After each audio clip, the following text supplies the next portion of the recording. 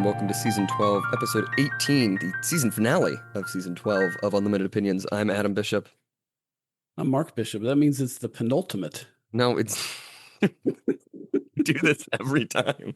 Last one was the penultimate. This is the ultimate. Oh, it's the yeah, the Okay. ultimate. Yeah.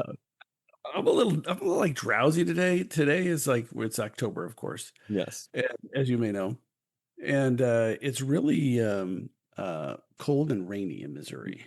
So It was you are raining here. It's not that cold. It's finally been getting into like the weather where it's like 60 at certain points in there, or in the 60s at certain points in the day where I can like wear something with long sleeves and not just Mm. like sweat completely through it.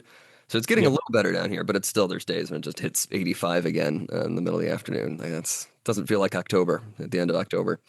Well, I guess you'll be enjoying that in January, but like today, it's like low 50s with like a just a drizzly light rain the Mm. entire day constantly. So it's Yeah. kind of it's kind of nice, I mean, to have those. I wouldn't want to have it every day for a month, but makes you sleepy. Yeah. Well, it's a good atmosphere to talk about the final chapter and the afterward. If you read it, I don't know if you read through the I after. did. I Hmm. thought that was interesting as well. But the final chapter, the final half of the final chapter of the student in the university, where he just sort of recaps, where are the disciplines at? Where he's, set up the sort of the three disciplines: the natural sciences, the social sciences, and the humanities, and then what his conclusion is. He's a little bleak. I know we were talking last time, like we were expecting him to maybe say, well, here's sort of the steps that we can take to sort of build things back. He doesn't really do that. I mean, not to jump ahead to the end, but essentially his recommendation is just, well, as long as a small number of people keep caring in the right way and keep reading the right things, there might be a little hope. But structurally, right, he doesn't really make any recommendations for like what the universities can do. He talked a little bit about like great books programs, of course, last time. But his Right. conclusion, right, he doesn't really say, well, here's what we should do, here's what we can implement to sort of bring things back, which I thought was interesting that he doesn't really have an exact recommendation for what to do. Yeah, I thought this reading was pretty much a waste of time. You think so?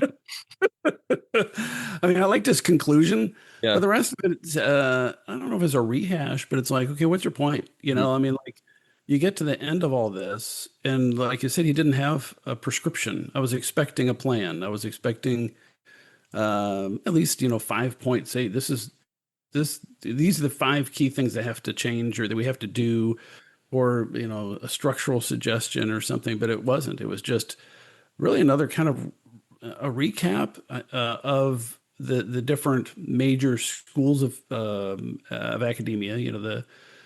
Let me remember the social sciences, the humanities, and the natural sciences. Those programs, and how none of them on their own is capable of functioning effectively without an overarching philosophical underpinning, which has really been his argument the entire book. And I didn't know why I felt like he was restating it. I mean, I don't know if you get that same sense. Yeah. I think especially with the discussion of the natural sciences and the humanities, I thought his discussion of the social sciences was really interesting, Yeah. kind of sandwiched between the two. I mean, that might just be, personal relevance to me because that's, more or less the field that I'm in.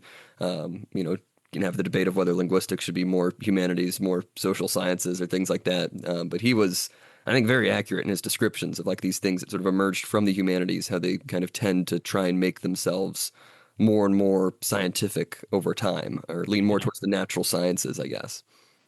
Yeah. Yeah. I just felt like, I think you're right. I guess in a sense, I'm overstated it, Mhm. and that he did seem to cover a little bit more new ground, but on the same topics. I don't know why he didn't throw this into the other discussions. I just didn't think that. I mean, it had some more detail, but I don't know. Right. I just had to plow through it, and I'm Mhm. like, okay, let's get there, and let's get to the end. And I really didn't enjoy Right. this part of it, you know. Yeah. But I don't know. I mean, in his conclusion, I agree with, but it's like, okay, um, I think pretty much everybody that started reading this book, with an open mind or with some sort of critical eye towards higher education agreed with his conclusion. Right. And yeah, I think everybody that is of our should speak for you, but I think I do on this subject is that everybody would benefit from reading the great books and Mhm. studying them. Okay, now what? It's like Right. I thought he did such a great job the first 75% of the book, and then it seems like he kind of got bogged down, and then just kind of kept writing until he ended it. I don't know if Yeah, I that could. makes sense. I don't know. Yeah. No, I think you're right. And I think that's just kind of it seems like the person that he is. Yeah. He dismisses sort of the practical side of things, right? Kind of throughout the book, right? Emphasizing too much the practical side. I mean, I guess it's kind of to be expected that then he wouldn't have a very practical end, right? That he doesn't really have something hands-on that can be done. Which not to excuse it. I mean, I think it would have been benefited from, here's what my ideal sort of university moving forward would look like. I was expecting a little bit of that here, but he doesn't really do that. Yeah, I mean, as a guy who's such a big fan of Plato, you'd think he'd have his utopian university, Right, right, or at least maybe not in detail, but some sort of outline, like because he doesn't. I don't know if even in the conclusion he even says like a university has to have a unified philosophy of education and a belief which has to be consistent with X. hmm And it has to have buy-in for all three departments. And you can even easily describe kind of a superstructure where you have to have them all answer. I mean, of course, it'd be kind of similar to a chancellor or a president, and then deans and that kind of stuff. But I mean, I don't think it's really too hard to articulate some sort of advocate for some sort of right. reform um, after spending what I don't know 350 400 pages. Yeah, 350 pages. You'd think, well, I'll just throw 25 pages together and kind of give you a spitball theory of how to fix it. right, But I guess that's really not what the point of the book was. The book right. was the description of the closing of the American mind. What's wrong with the university. But of course, I'm always like, well, I've learned this the hard way. Like if you're involved in even just some local civic group, if you think there's a problem, you have to have the solution and a Right. plan to fix it, or else you're just uh, pissing in the wind, as they say, which is never advisable. Yeah, that's true. But to Or I should have said spitting in the wind, there you but go. you can spit in the wind, and as long as you're like us when I go on runs occasionally, you just have to make sure you're spitting with the wind, not Yes, not at the not wind, against. Yes, no, that's because the wind will spit back. that's so true.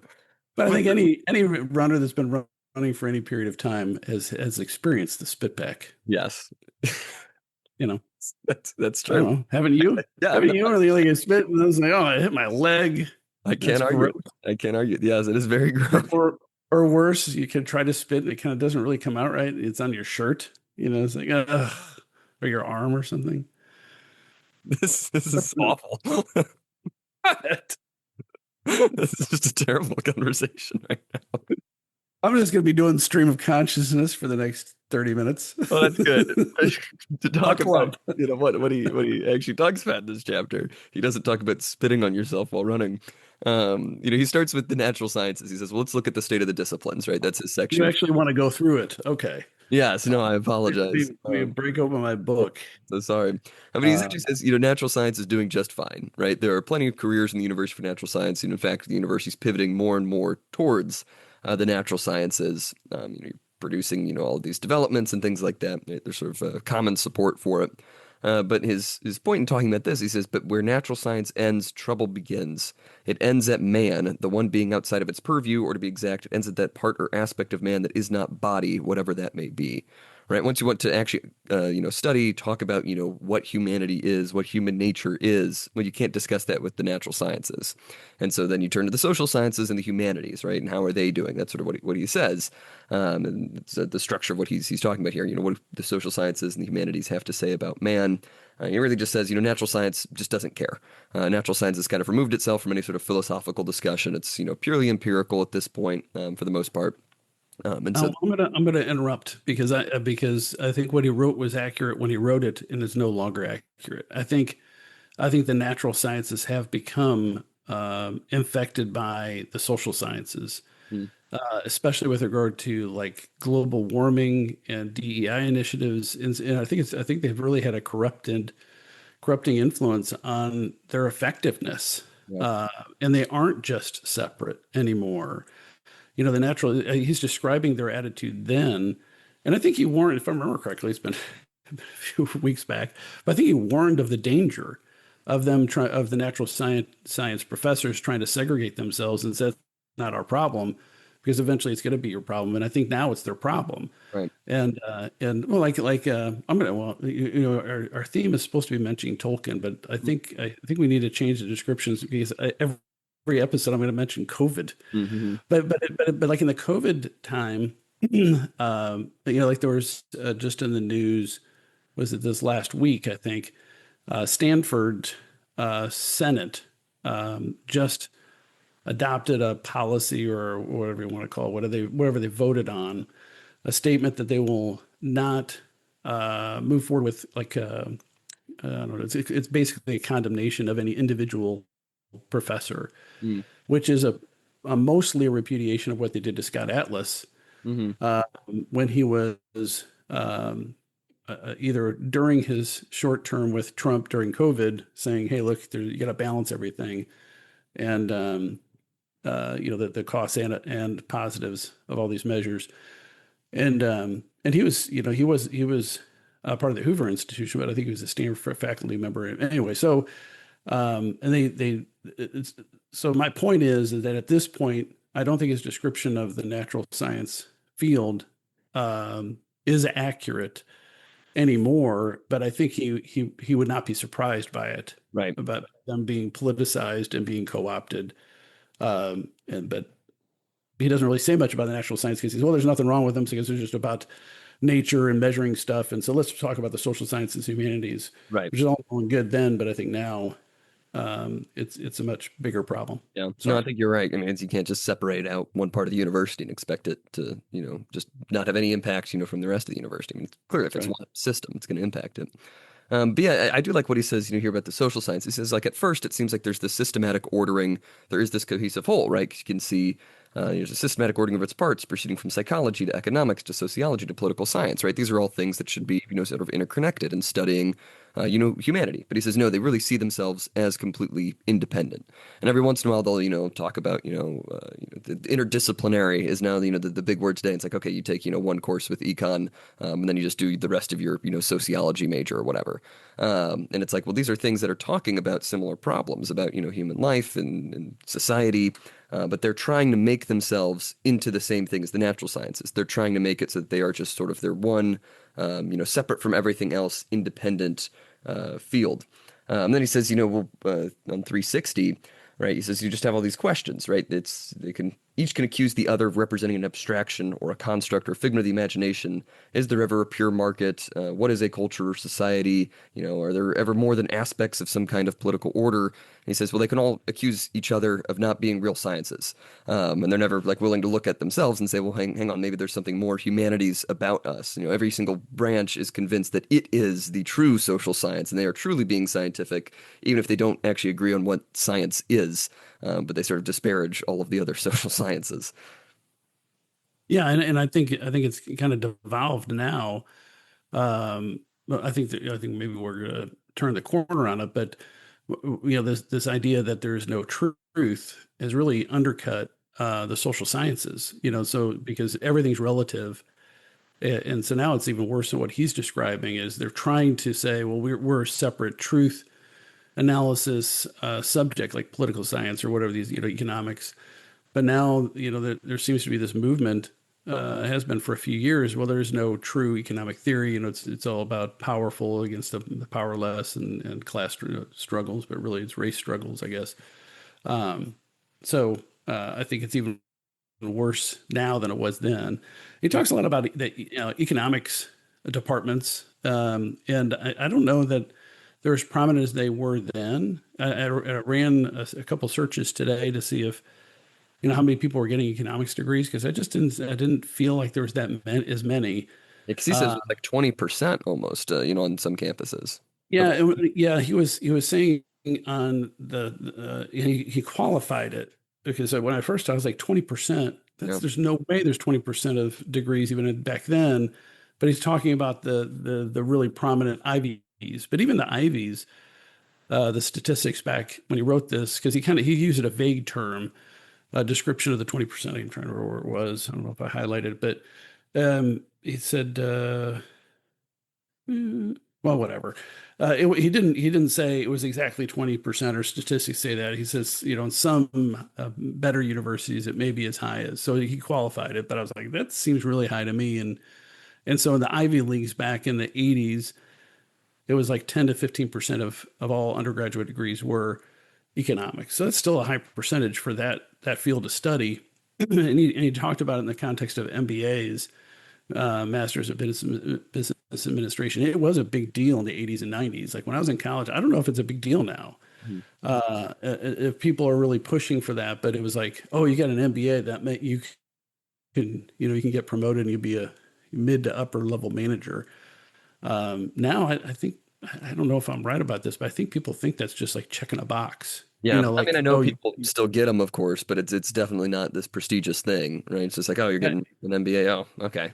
Right. It's okay. You know, work in some sort of, office position. Good for you, I guess. right. That's just sort of the Yeah. understanding, right? It's like, oh, whatever. It used to be a big deal, like it was like a really interesting credential. It didn't open doors like a law degree would because, lawyers, restrict their ability of anybody to compete with them most effectively. But MBAs was, oh, an MBA. Oh, yeah, but I don't think that's the case anymore. But I do like sort of what he posits as the rationale, right, of why so many people move towards econ. And he says it's like they're the ones that kind of seem like they're the most figured out, the most natural Yeah. sciences of the social sciences, right? And with this drive like towards the practical, things like that. Well, of course, economics would become sort of the biggest one. He also touches on political science as Mhm. well. Where he really says now that they're just kind of embarrassed that they have any sort of philosophical, component to them. And I've heard this, sort of firsthand from some friends that I have, like in the poli sci department, grad students even, that everything, still to this day, maybe even more so than when he was writing, huge emphasis on like quantitative research, really more so Interesting. statistics, political research, voting, sort of measuring methods and stuff like that, rather than political theory. And so you get, a lot more positions, open positions, and sort of, the statistics, the sort of practical side of things rather than you do the theoretical. But I think he diagnoses that really well. He says it's the philosophy is almost the embarrassment to them, right? That you have to have this underlying philosophy of what politics is, and you kind of have to talk about Aristotle still, no matter how much the professors might not want to, right? It means you still have to keep going back to these books to understand sort of, modern political thought in any way. Oh. Well, that's very interesting to me. I have a political science degree in Hmm. addition to my Yeah, fabulous philosophy degree. of course. But everything, and even and I tried to emphasize as much as I could on practical stuff. If I don't know if they had a minor in public administration, but I took public administration and urban administration, and a couple other electives that were like more focused on the practical type of local governance, as much as they offered at the university I was at. But there was um, no practical like voter analysis statistics as part of the degree program I was in. I don't even know if it was a thing back then. So that's very interesting. And in some respects, I think that's probably better. I mean, if you're going to Yeah. get a political science degree, you should probably know the mechanics Mhm. better than I did. You would learn that after you're out and you're in a campaign. It was considered almost like um, I don't know how you want to say it, but it wasn't something you would study. It was something that was like dirty almost, Right. into the mix of the political campaign as opposed to everything else was pretty much political theory when I Right. got my degree. So it fit well into with philosophy degree because it's just a different type of philosophy. Because I like what he says a little bit on 365, right? He says it's this sort of mixed bag, right? You have these sort of philosophy-minded people, these really sort of practical statistics-minded people, but a lot of the people, no matter sort of which side they fall on, says they engage in policy studies whose end, whether it is stated or not, is action, defense of freedom, avoidance of war, the furthering of equality, various aspects of justice and action are hot subjects of study. The good regime has to be the theme of such political scientists, if only undercover, and they are informed by the question, what is to be done? Right. And I think that's one of the big things that's spilled over into every other field, right? You can't study anything without having that sort of like, justice, action, goal, which I mean, I think is a fine thing, right? Recognizing, well, like, there's something you have to put into practice about your field of study. The problem is it's usually just co-opted, by leftists, right? You can't study linguistics without, being concerned with the oppression of minority languages and things like that, and sort of the language justice and language equality, right, is Mhm. sort of topics that come up, not all the time. I'm not trying to say it's everywhere in the field, but it's stuff you hear, right? And so you get those, you attract those people who want to just, have sort of the activism side of academia and not so much the actual education. Yeah, the and I wonder if his quote there, "What is to be done," it was a reference to Lenin's famous Yeah. pamphlet. I don't know if Oh, you I'm knew sure. that Yeah. reference. Yeah, because that's in my saved items in my Amazon account that I'm refusing to buy until I read like three or four of the books they have. Because I have not read that. Mhm. But I thought, well, that's kind of an interesting reference because it's, the political science, and it's my understanding, although I haven't read it yet, it's Lenin was had this pamphlet about talking about, the communists being certain people being the vanguard, Mhm. and the revolutionary thought and overturning the existing order, et cetera, et cetera. And Right. more of a practical, like, this is what we're going to do.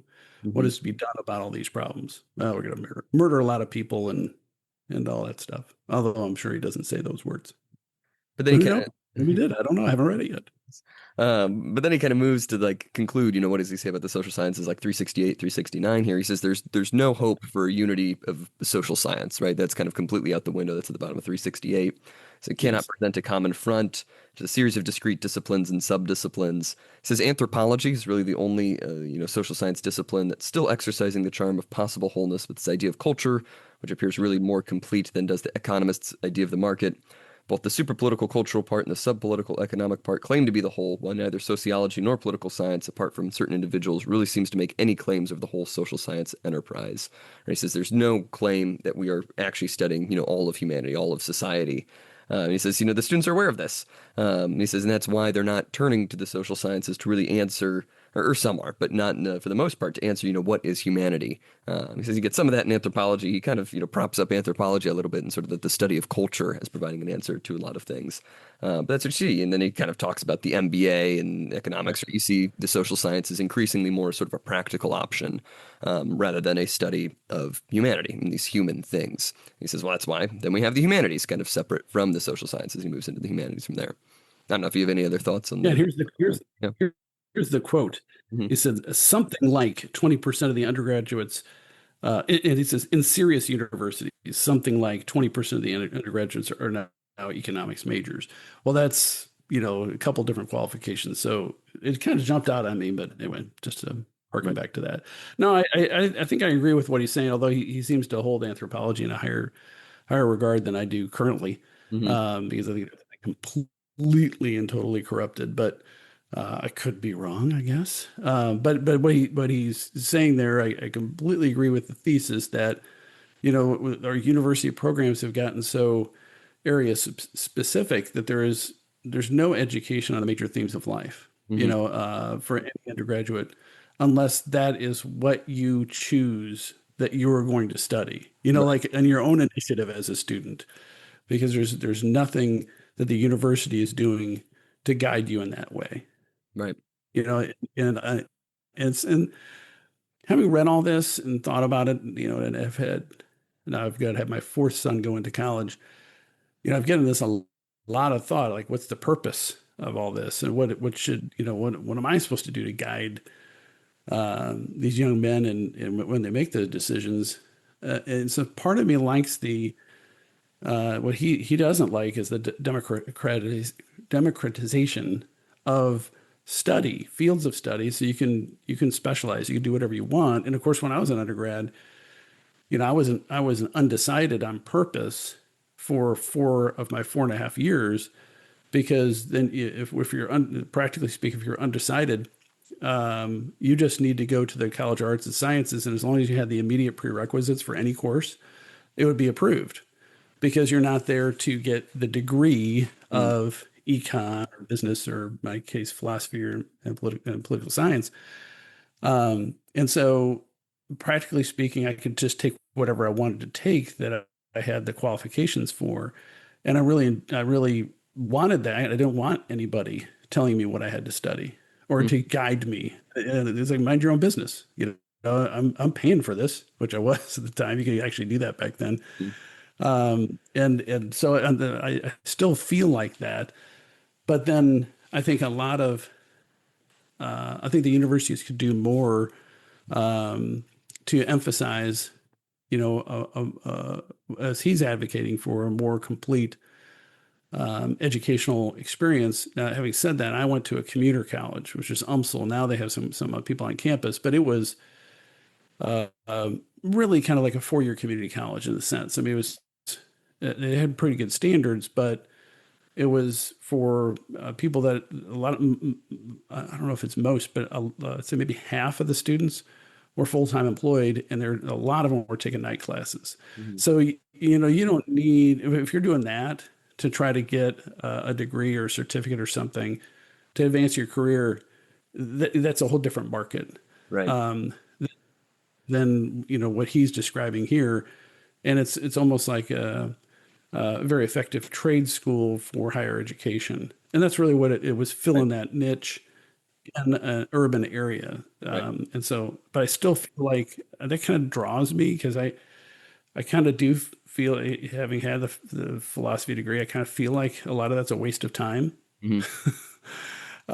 And especially now when everything's available on the internet, do you really need to pay for those kind of lessons as opposed to getting a group of people together and just like you could take classes online. I mean, you can go onto Hillsdale's website and probably take a class on Plato right now. Yeah. I don't know if you have to pay for it, but I don't think you do. Yeah. I know there's an Aristotle course. Mhm. Um, Well, I'm in a and seminar right now through the Thomistic Institute, reading through a section of the Summa Theologia on Aquinas's ideas of justice. yeah, It's like things are out there, and of course, I'm in like 4 other reading groups too. But it's like that's just not a priority of most universities is encouraging people to find those other things, right? It's just they don't really care, even when they're freely available to students. so I may be jumping a little ahead, but I'm trying to figure. I don't know what the purpose of the universities are, Hmm. and I think that's what really the universities are struggling with too. Yeah. I mean, what are they there for? What is their primary goal? Is it to be trade schools or technical schools for higher education and to get into certain fields of study? Like the health fields and all that. That makes sense. But are they to insist that if you're getting a degree in radiology that you have to take philosophy? Certainly you should take ethics, bioethics Right. at least, medical ethics for sure, but that would be within that course of study. Um, and so I don't know. I mean, I'm kind of drawn to that side of it, but then I also I think where he comes down. I don't know if I'm jumping too far ahead. I think he comes down to that there should be like a smaller number of people that are going to essentially liberal arts colleges, Hmm. that their focus is going to be on the great books and the big questions and learn to be good people and seek justice and the love of the community and all that stuff. And then and most people would not be attending those universities. I don't know if that's an accurate statement of what he I think believes, but that's. I think that's what he was talking about. Yeah, that seems right because that's really what he's talking this next portion. Talking about the humanities, right? Where it's just this complete jumbled mess. There's no semblance of order, sort of opposed to the social sciences, which kind of tries and makes itself seem like it has an order, but doesn't really. Just absolutely no even appearance of that in the humanities. And he gives some good analogies there about it's the great old Paris flea market where amidst masses of junk, people with a good eye found castaway treasures that made them rich. Or it's like a refugee camp where all the geniuses driven out of their jobs in countries by unfriendly regimes are idling, either unemployed or performing menial tasks. Right? So Yeah. like, nothing's really happening there. Everything's just a mess. And really, I think he's exactly right on page Well, and 372. Mhm. I'm sorry. Yeah, and what I think he's right about is that if the humanities departments need to reform themselves to become relevant, Yeah. and I think 100% right about that. These humanities departments need to be run by somebody that runs the humanities, Mhm. and that has some sort of assertive control over a direction and cooperation between the different different fields of study because they are so interrelated. But anyway, go ahead. Sorry. That's what he says. He says, on the portal of the humanities is written in many ways and many tongues. There is no truth, at least here, right? Because you're not willing to say in any of the humanities departments that anything is more true than anything else, right? It's all just, well, everything's equal. It's just sort of these vague cultural study type stuff, right? He says they haven't had the vigor to fight it out with triumphant natural sciences, right? They just don't care about these questions.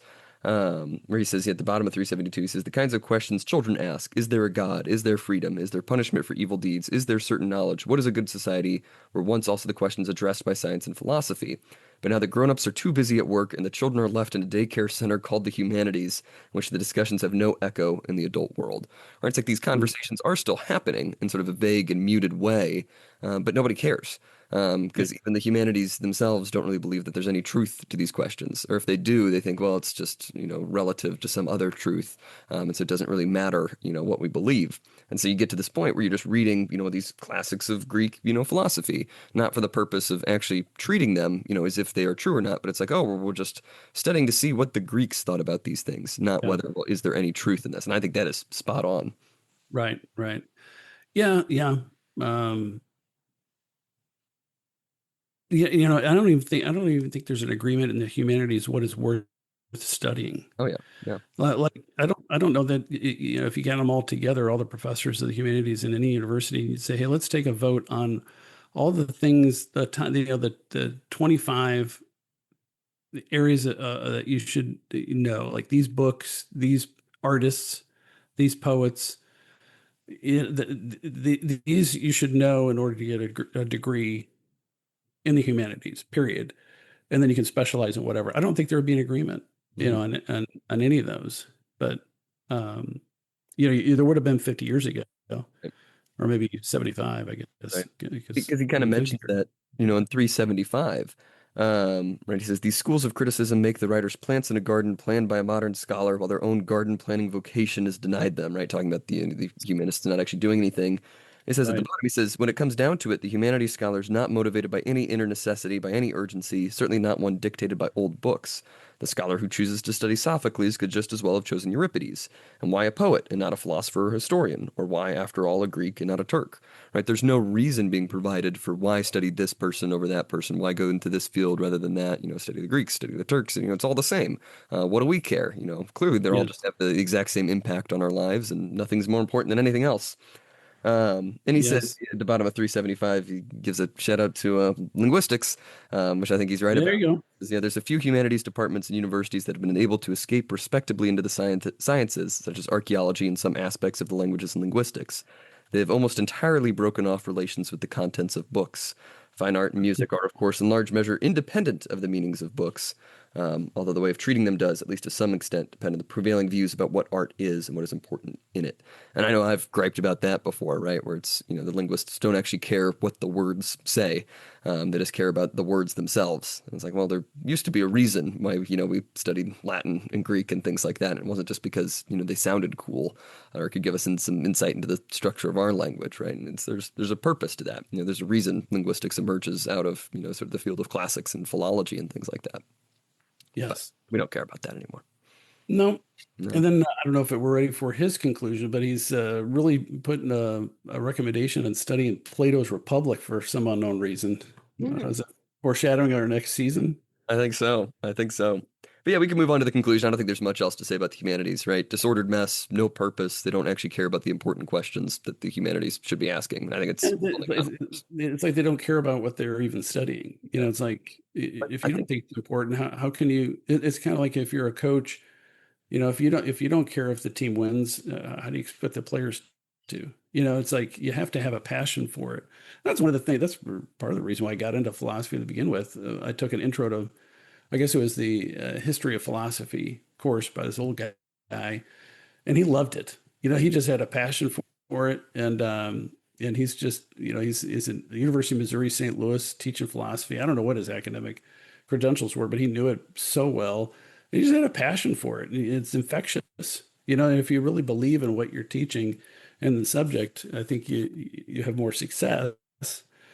Um, and um, and I just kind of get the sense that people in the humanities especially when you're dealing with like Western philosophy and so-called great books and all that kind of stuff. They just like they don't even believe in it anymore. Right. Well, I I think don't know. I've told you, I'm forgetting the guy's name, but there's one particular classicist. There's multiple who hold this opinion, but his like sole purpose in his academic career is deconstructing the classics. Right. He's the guy who hates that we call this field of study classics. Well, that's putting emphasis on this over anything else. It should really just be called Mediterranean studies, or really just incorporate not just the Greeks and the Romans, but the Egyptians and the Near East and all of these other things. And at some point, well, you're just dealing with a different field entirely. And I mean, Right. there's a reason we call it classics because it has, influenced our particular civilization more than any other culture, right? The cultures of Greece and Rome. But just to say, well, it's not any more important than anything else, is ridiculous. Yeah, and I think if you're studying something in depth, the best way to do it is to be kind of a chauvinist about it. Yeah. You should be biased in favor of it, Hmm. and then have somebody else that's not in that field say, "Oh, we're just as good, and Hmm. this is why." And then you're going to be in that field. Get out. Right.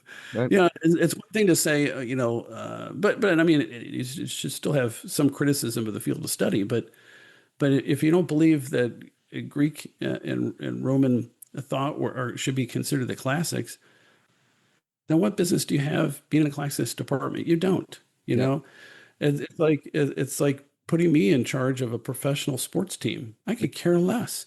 Or even more direct, it's like putting me in charge of the nightly news and wanting more sports programming, which I consider just to be free advertisements for-profit businesses. I mean, why am I advertising for the St. Louis Blues? I mean, unless they pay for it per minute, it wouldn't be in the local news if I was in charge of it.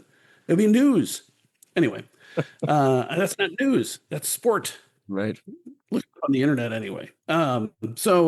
So yeah, that bothers me when there's people that are within it that want to usurp it. It's the same thing that are like people in Congress that seem to hate, well, people in the Senate that seem to hate that there's only two senators for each state.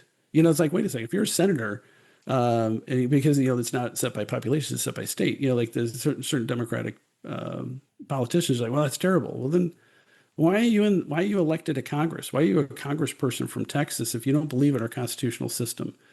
Go out there and get out of the system and try to undermine it out there, you knucklehead. Right. Anyway, But then he moves, yeah, to his conclusion, right, where he essentially says, right, we just don't have any idea of what a university is. There's no form, there's no unity. I like this passage on 380 where he says, kind of optimistically, but also really pessimistically at the same time. He says, men may live more truly and fully in reading Plato and Shakespeare than at any other time, because then they are participating in essential being and are forgetting their accidental lives. The fact that this kind of humanity exists or existed, and that we can somehow still touch it with the tips of our outstretched fingers, makes our imperfect humanity, which we can no longer bear, tolerable. The books and their objective beauty are still there, and we must help protect and cultivate the delicate tendrils reaching out toward them through the unfriendly soil of students' souls. Human nature, it seems, remains the same in our very altered circumstances because we still face the same problems, if in different guises, and have the distinctively human need to solve them, even though our awareness and forces have become enfeebled. Right, and this is right after he says, well, reform is basically impossible. Right, I yeah, can't think of a way to actually get the form of the university, to actually unite the university, to have an idea of what the university is. But then he kind of throws in this slightly hopeful but also slightly pessimistic idea, right? It's that, well, the books are still accessible and you can still read them and you can still participate in sort of this ideal of an education, but not in the same way and not really supported by the university itself. But you can still engage with these books, if you choose to. yeah, and I think he's absolutely right about that, and I think he really is his conclusion. He doesn't come out and say it, but he's really the conclusion is that the university system can't be reformed, and that it doesn't serve its primary purpose. And so many of them should be disbanded. He doesn't say that, Mhm. but that's what I infer from his conclusion. But I believe, especially I think even more so now, like he's writing this in the 80s, so the internet was just getting started. Mhm. And some people might have foreseen the amount of information that you can get, videos and that kind of stuff. But I mean, just on YouTube alone, or really like Prime.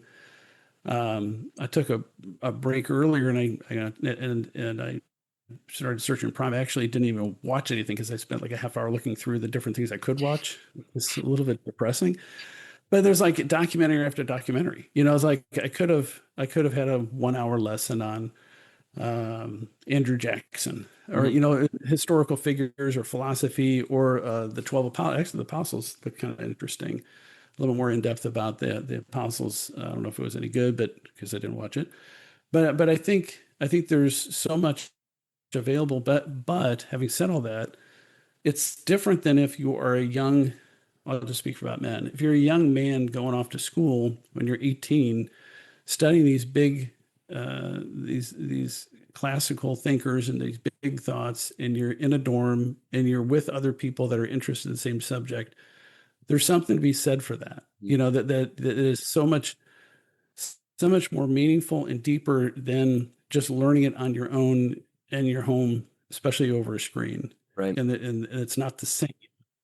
And I don't know, I can't articulate yet why it's not the same, but it is different. Hmm. That's kind of what he says, And right? he Where he doesn't says, really have a, yeah, because that's what he says. He says, after he says, well, you can still read these books, but he talks about, but you need that true community, right? yes, You can't just be you isolated in a room by yourself, right? That's not the same thing, right? We need to put something in place. And again, he doesn't really say how or what that right. is, but really to actually study these things, it needs to be in a true community of sort of, philosophers, is what he says. That's what he says. I'll just read his final paragraph here, and then we can talk Yes. maybe a little bit about the afterward. He says, "This is the American moment in world history, the one for which we shall forever be judged. Just as in politics, the responsibility for the fate of the freedom of the world has devolved upon our regime, so the fate of philosophy in the world has devolved upon our universities, and the two are related as they have never been before. The gravity of our given task is great, and it is very much in doubt how the future will judge our stewardship." So again, very pessimistic note, right? Where he's just saying, Yeah. well, I don't really know what to do. I don't know how to build back these communities. I don't know what the reform could be, but it's good that these books are still accessible and that we can still, connect in some way, but we have to figure out a way to bring back, the community of education. Otherwise, it's a failure.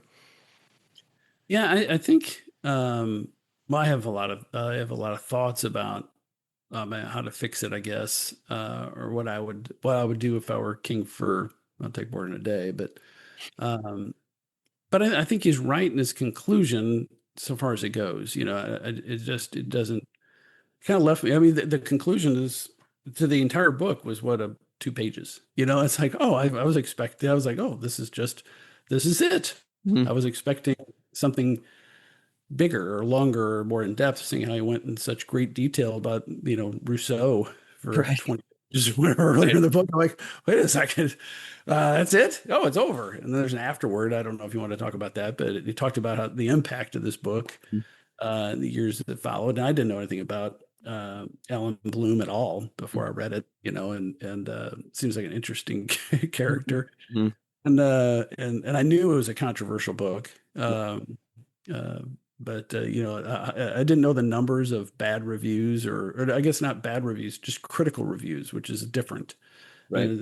Not necessarily saying the book was poorly written, although I'm sure there was some of that, Hmm. but they hated him and what he was espousing, which I thought was fascinating. That usually means that you're right over the target, and you're correct in your analysis of the deficiencies of higher education. If all the right, or maybe say wrong, people hate the book. It's kind of like reminds me of Chris Rufo. You Hmm. know, I think Rufo follows in that this kind of reformist critical path that Allan Bloom articulated in this book, and he's been very effective in just exposing it and therefore being able to reform it. And of course, he's on the board. Rufo is of that new college of Florida. Right. And so that setting up a classical liberal arts college, almost like really as an experiment. I mean, there's maybe a half a dozen really truly, let's say conservative or just the traditional liberal arts colleges that I think what we're going to end up having. I'll just give you my conclusion, then I'll stop with my monologue. Um, is that there's going to be a couple different things happening. One is that the fiscal structure of the university system is collapsing, and it's going well. It's not yet collapsing. It's going to collapse upon itself in the next couple of years because it's unaffordable. Hmm. And so what's it going to be? Because you can't have these 4-year resorts that cost so much money, And it just needs complete and total reformation. They need to be accelerated. Most bachelor's degrees should be 2 years. The accreditation has to change to make them very much like so most universities should be almost like I was talking about earlier, technical colleges that provide you with education in that field. The health science is very important. They're the physics and math and chemistry. Those natural sciences, maybe those would be a little bit longer because some of them you actually have to know a lot of stuff. Mhm. But I think you're going to have to separate out um, the social sciences, humanities, and that sort of thing. And I think a lot of programs have to be cut. I think you just have to limit the number of degrees, and not just on amount of students, because you probably have a fair number of students in these the so-called studies programs, which are popular, but they aren't really producing productivity. I think that's going to have to be the focus of it. And so then you say, well, what does a philosophy degree do? Mhm. I don't know, really. But I think you should have a more limited number of liberal arts colleges that are more in the classical sense, um, because there's some beauty and value in that as a country to have those. Right. And then I think you'll have other universities being more expressly practical and accelerated, so you're not wasting 25% or more of your time or your lifetime during that period of study, um, with really slow-paced instruction. And I think also the enrollments need to decline. We're sending too many people to college, and they're just wasting. I mean, it's 4 prime years of your life. You'll never get that back.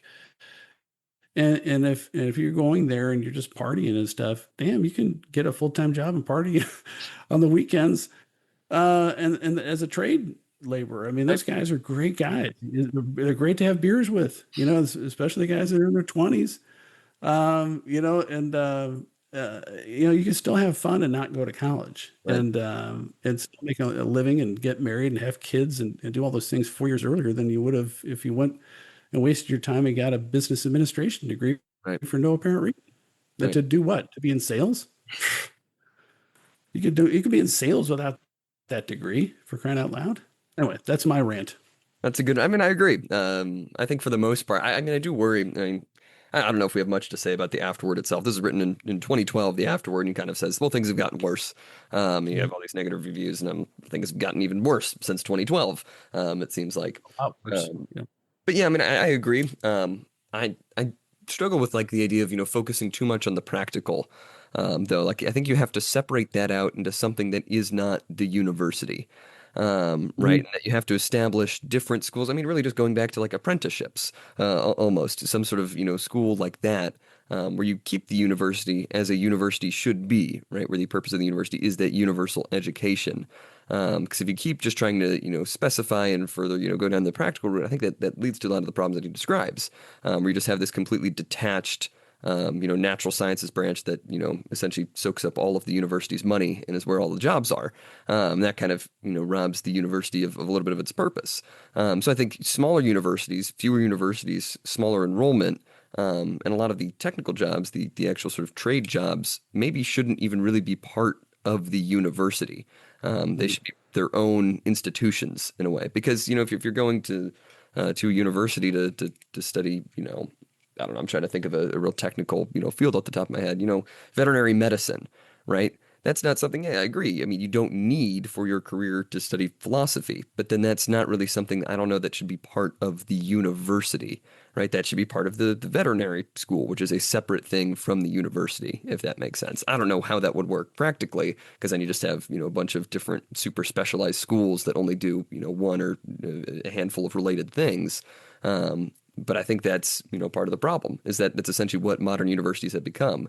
It's just a bunch of smaller schools doing a handful of related things within that school and not actually contributing in any way to the universal education that is the university. Yeah, I think the best first step in finding out in reforming universities is to have accountability for students. Mhm. And like if you did just a couple things. Number one, you eliminate all tutoring programs. and all help aids and remedial programs, period. You get no help. Hmm. You have a teacher, they have office hours. If it has a lab or a teaching assistant, you have that person. That's it.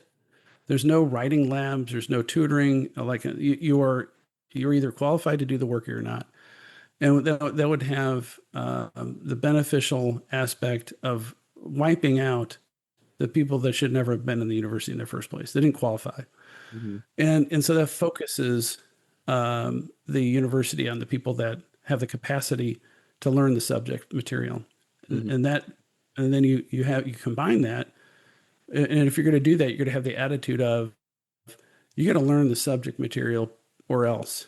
Hmm. And that is, if you make that hard decision to say we're not going to have any of this tutoring stuff, we're not helping anybody, then it sends a message to the entire faculty: grade them.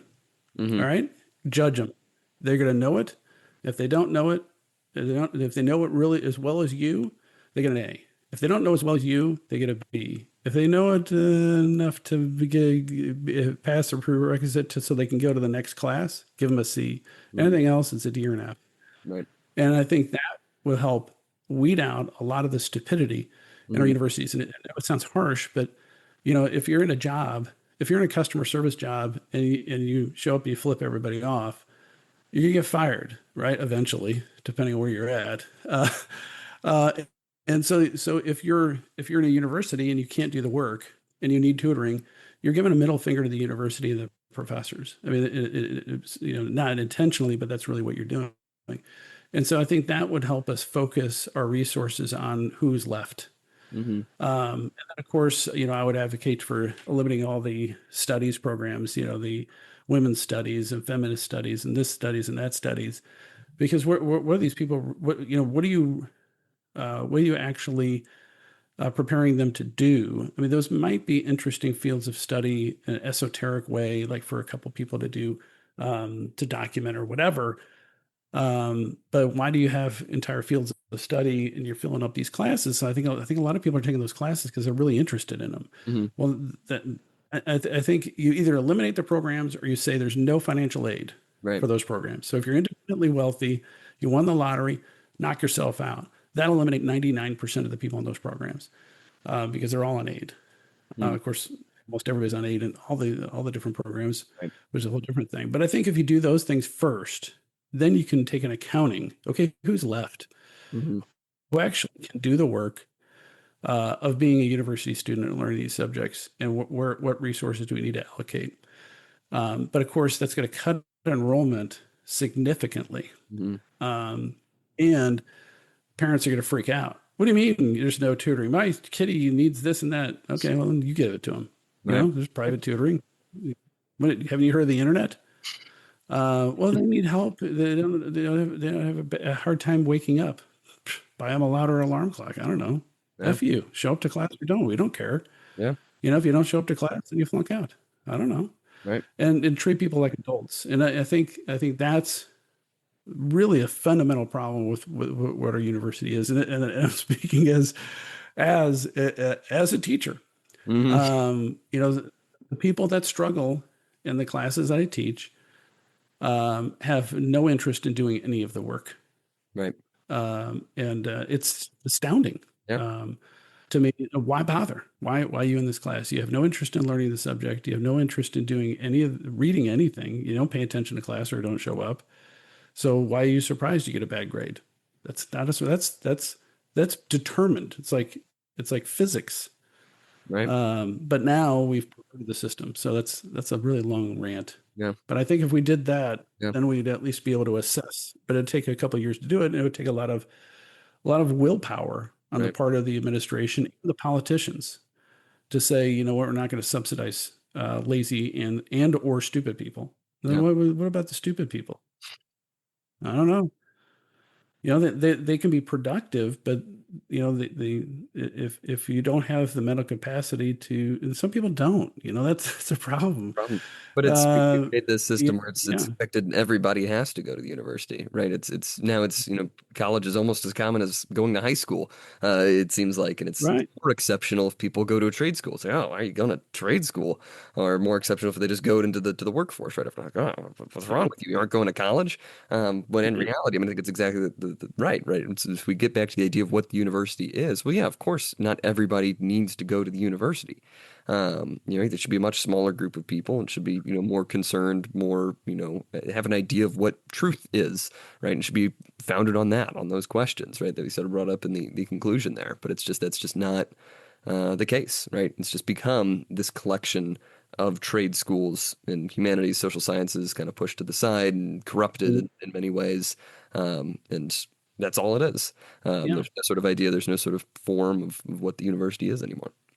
Yeah, and I think if you have, as I said at the beginning of my long rambling statements, if you have accelerated programs that are for different career fields, then the people that don't have an interest, which is a big problem, or the capacity, which is a different problem, to study the other stuff, they're still going to have a career path and still have very productive lives without incurring the debt and the time loss of wasting their time in universities. I mean, I don't know how many people I've known over the years that have dropped out of college after 3 years. It's like, oh my God, you just completely blew 3 years of your life on nothing, and you had all these expenses. And I mean, it's so sad. And there's, what, millions of people doing that, Right. in the United States every year. It's terrible. It's a Yeah. tragedy. It's really, it's really a con game. We're really conning people as a society. We're conning the parents. We're leading them down this primrose path. Oh yeah, the colleges will do this and will help their students out. And look Mhm. how beautiful these facilities are. And they have a pool and a workout facility and a rock climbing wall, and these trails and all these. Now, oh, did I You, freeze? you froze for like 30 seconds straight, so I That was, didn't get like half of what you just said. that was the most brilliant thing I've ever said in my life, Really? Wow, that's a shame. and lost to the ether. Lost forever. All Uh, right. yeah, I don't know if you have any other thoughts on this, but I, I mean, No, I enjoyed the book. I really did. I thought it was a good book. Slow in some places. yeah. I mean, we've already said it, but I wish he expanded a little bit more on what should be done. But I think he's right about pretty much everything he diagnoses about all of these problems with education. And we will never know the brilliant thoughts I just had. We'll never know. We'll never ever know. But yeah, I think next season. I think are we confirmed for reading the Republic? Sure, why not? We can. I have Alan Bloom's Which translation on my so you shelf. want Allan Bloom's translation? Well, I also have the Greek that I can I don't maybe know throw Greek. some comments from. I read that there was some criticism of his translation, but I There don't know there if are. I don't know because I don't know too much about the translation itself. But I have seen it actually recommended as the translation. Let's see.